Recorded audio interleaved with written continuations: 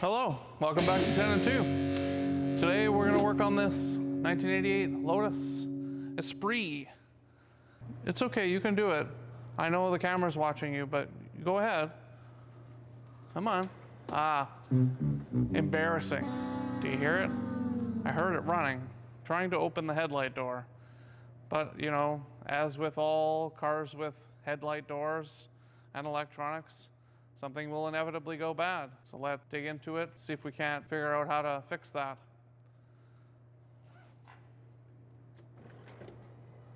Okay, well, I've got this all set up here. I think I've got all the tools I need, but inevitably I won't. So I'm sure that all of you at home have been just waiting for this video because you've got to go replace the headlight door actuator motors for your Lotus that's just been sitting neglected in the shed out back because you got a box 2 vehicle inspection and you need to pass that in order to get your car back out on the road. I'm sure that applies to every single one of you. But surprise, this also applies to all those GMs that I talked about earlier, because these parts are for a GM. So we will see if this is going to work the way I have been told that it should work. Thank you, Gear Wrench. Once again, you are saving the day. Don't drop it, don't drop it, don't drop it, don't drop it, don't drop it. I didn't drop it. Oh, that's okay. I thought there was going to be like an abyss, but actually there's like a hard floor down there for it to fall into, so worst things could happen. I just gotta try and get this lower bolt out of here. Thankfully it's not all corroded or anything. Unbolting by using the tips of my fingers. No thumb, of course, because no engineer ever designed there to be enough room for you to put a thumb on anything. And I managed not to drop any of those washers.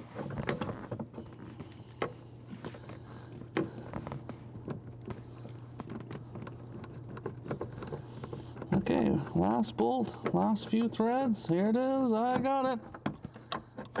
And I fished it out. I amaze even myself. What is... I thought that was still connected for some reason. Anyways, oh, and there's a washer that goes in the middle. Okay, I can remember that. Okay, let's take this over to the bench and crack it open and find out what its secrets are.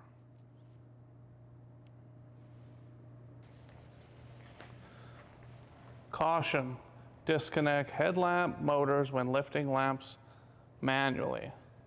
Now, why would you lift them manually? Oh yeah, because this doesn't work anymore. Okay, let's rip this thing apart.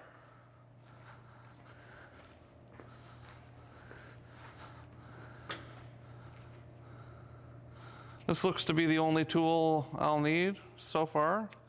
A 1/4-inch screwdriver.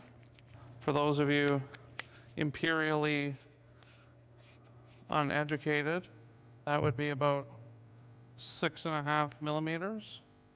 There really is no equivalent. It's that screwdriver that you put the little sockets into the end of. No, not that one. Like this one. That's a 1/4 drive. You can use that thing without any bits in it. And what do we have in here?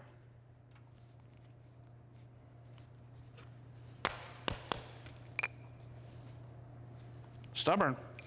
Let's take these other screws out.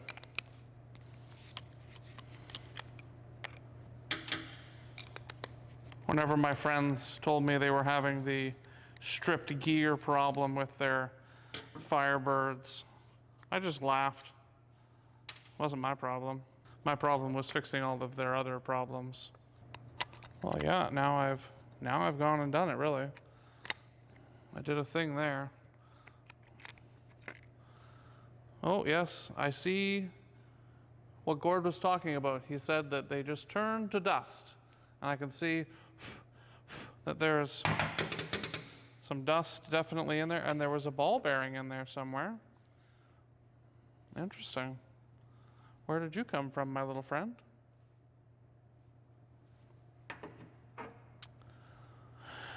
And some electric motor brushes. Oh, and 2 more screws that just appear to be holding down the brush holder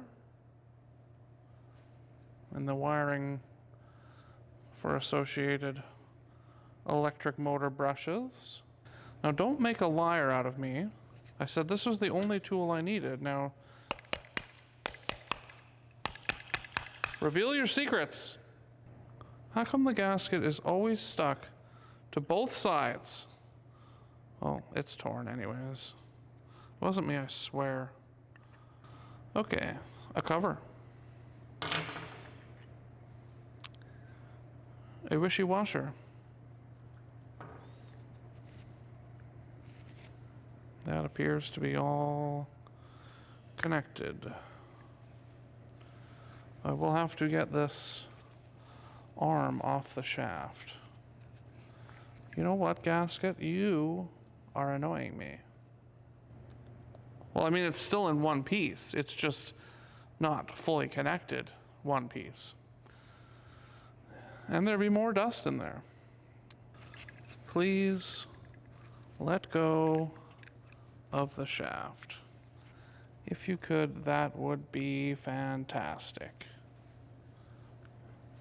I need to do some work here. I'm trying to film a piece. It's coming. It's coming. It's coming. Just fast forward. I got this. I got this. There. See? I got it. I got it. Okay, and then we're gonna push out this thing. Okay. It really is full of sand. Also, I found some springs. Oh, those are for the brushes. That was my bad. Holy cow. Okay. So yeah, it appears that the gear is turning into dust. Is this gear the same? Sure looks like it. What are these balls for? Pellets. Oh, those go in. Ah, the pellets have turned to dust. I see. Okay, this goes here. And this slides out of here. Okay. I see. I see. Okay. Okay. I get it now. Let me mock this up for you and I'll show you. So it's not necessarily the gear that has turned to dust. It is these little pellets. And they go in there. Yes. This goes in here. Oh, yeah. Okay. I'll show you. If I can get this apart. Okay. So in here, the triangle looking area, and it's got these little floating pellets that go in the corners of the triangle. It's kind of like a rotary engine, I guess. It's kind of like there's a Dorito here, and then there's a smaller Dorito on this shaft. And then you insert Dorito into other Dorito, and then now the shaft and the gear are fixed together. And I believe that the theory behind this is so that there is something to go, some sort of sacrificial piece inside of here in case something gets jammed. So if it gets jammed, this Dorito turns the pucks into the dust, and then you must rebuild. The gear itself looks well, like a plastic gear that is full of dust and grease and dirt.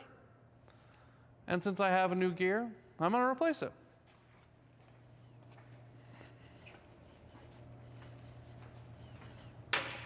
Well, there's our new pucks.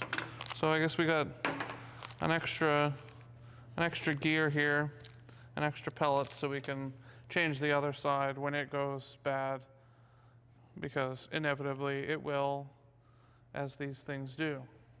What is this for? Oh, it's for manually winding the motor. Oh, okay, I get it. This is always the most fun part. Trying to get the brushes back onto the armature of the motor.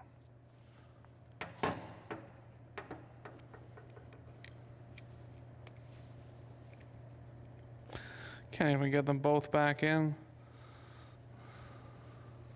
without worrying about the rest of it. Goodness.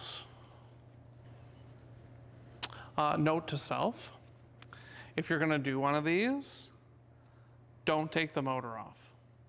Just take the cover off.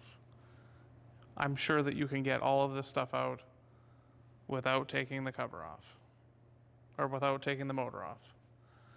So just a note to my future self, and also the entire rest of the world. Let me show you what I've done here.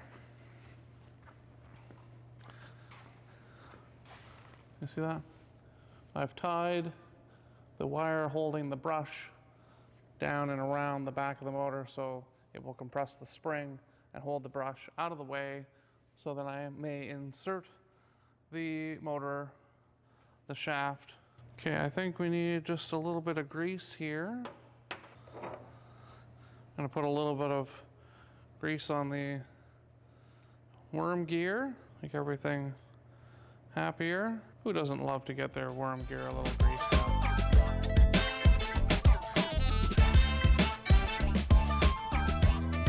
Some sticky grease, you know? And then pick up that little ball bearing, stick it on the end of the shaft.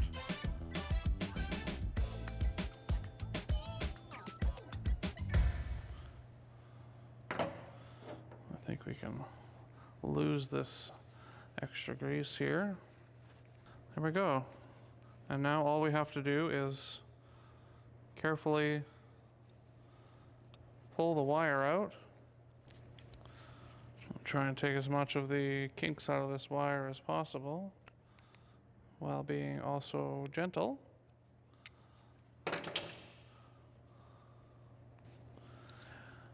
Now, I know for a fact that if you were to take apart a GM window motor that looks similar to this and clean those motor brushes and also lube up the gear inside, that you can make those things go way faster.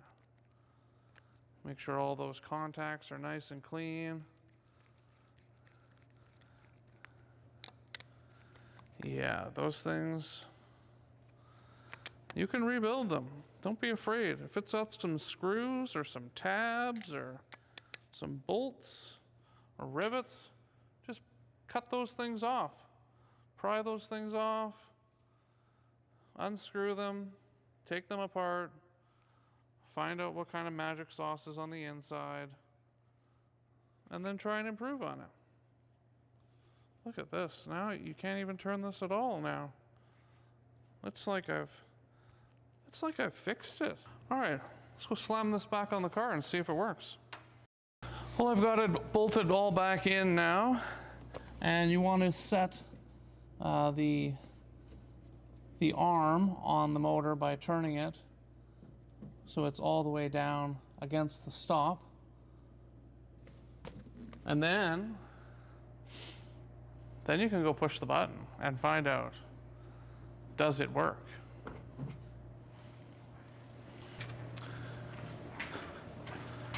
Are you ready for 2 headlights? Oh yeah. I fixed it, Gord. Fixed it.